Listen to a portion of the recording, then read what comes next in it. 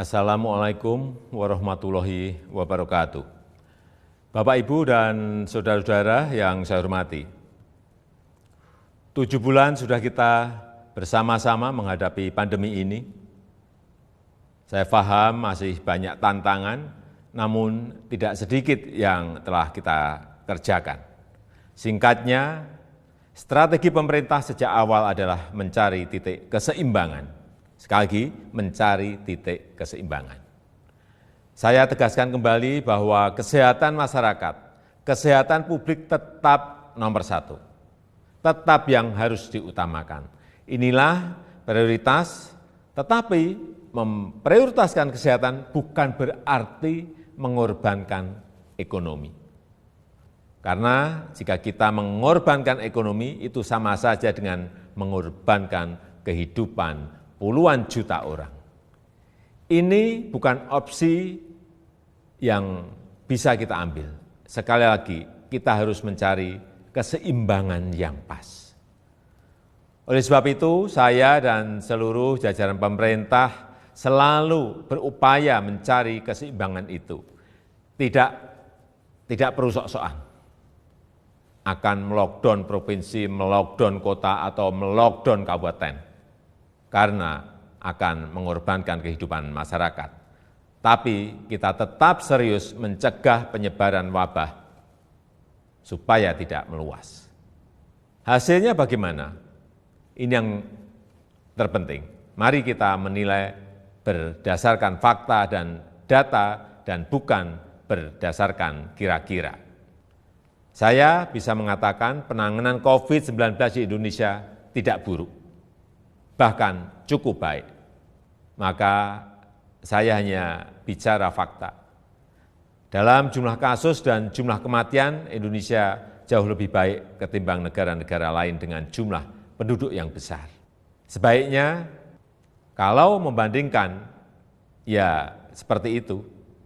Kalau Indonesia dibandingkan dengan negara-negara kecil yang penduduknya sedikit, tentu perbandingan seperti itu tidak bisa menggambarkan keadaan yang sebenarnya. Dalam hal ekonomi, pencapaian kita juga tidak jelek-jelek amat.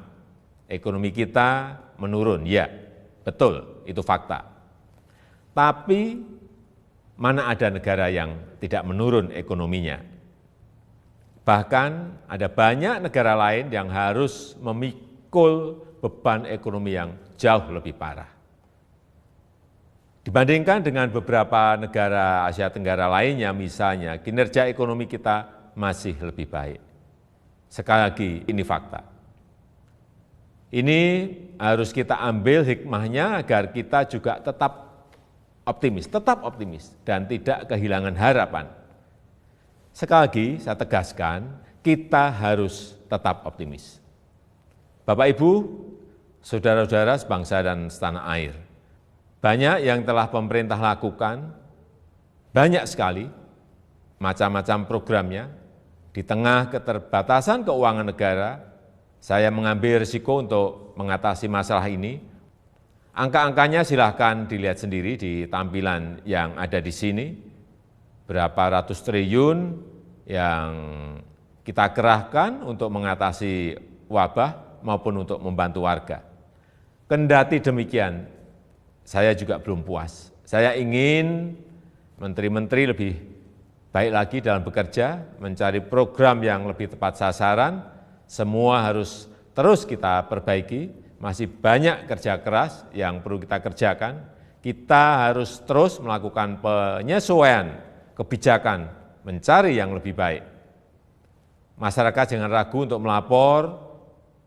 Menteri Dalam Negeri telah saya perintahkan untuk terus mendorong pemerintah daerah membuka keran-keran aduan atau masukan untuk perbaikan kebijakan ke depan. Setelah 7 bulan, banyak yang bisa kita pelajari dari wabah ini. Misalnya, pembatasan sosial. Saya kira harus kita sesuaikan. Untuk itu saya menekankan pentingnya pembatasan sosial skala mikro atau mini lockdown.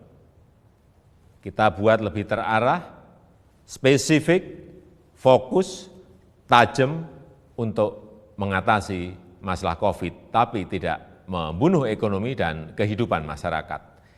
Ini yang harus kita lakukan. Penyesuaian kebijakan itu jangan dianggap pemerintah mencela-mencela. COVID ini masalah baru. Seluruh dunia juga sama, belum ada negara yang berani mengklaim sudah menemukan solusi yang terbaik.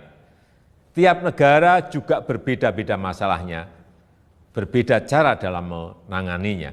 Jadi kita pun harus terus menyesuaikan diri, mencari cara terbaik yang paling cocok dengan situasi kita. Sekali lagi, pencapaian kita sejauh ini tidak buruk. Angka-angkanya jelas, tapi jangan membuat kita terlena. Kita harus waspada, kita harus tetap bekerja keras. Wabah ini jangan diremehkan, ini realita. Tapi jangan membuat kita pesimistis. 7 bulan ini Indonesia membuktikan mampu mengatasi masalah. Belum sempurna, ya, tapi bisa kita perbaiki bersama-sama. Mengatasi pandemi ini memang sulit, memerlukan kerja keras bersama, dan saya yakin kita akan dapat melakukannya. Yang penting, dalam situasi seperti ini, jangan ada yang berpolemik, dan jangan ada yang membuat kegaduhan-kegaduhan. Bapak, Ibu, dan saudara-saudara sebangsa dan setanah air, tentunya apresiasi saya sampaikan kepada dokter, perawat, tenaga medis, TNI, Polri, ASN, dan juga para relawan.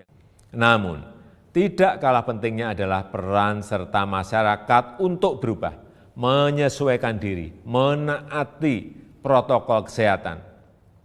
Lakukan dengan disiplin 3M, memakai masker, menjaga jarak, mencuci tangan. Tetap optimis mengatasi masalah.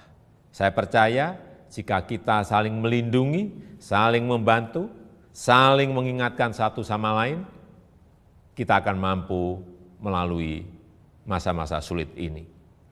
Semoga Allah SWT, Tuhan yang Maha Kuasa, meridhoi dan memberkati segala upaya yang telah dan akan kita lakukan bersama-sama sehingga dapat keluar dari krisis ini. Terima kasih. Wassalamualaikum warahmatullahi wabarakatuh.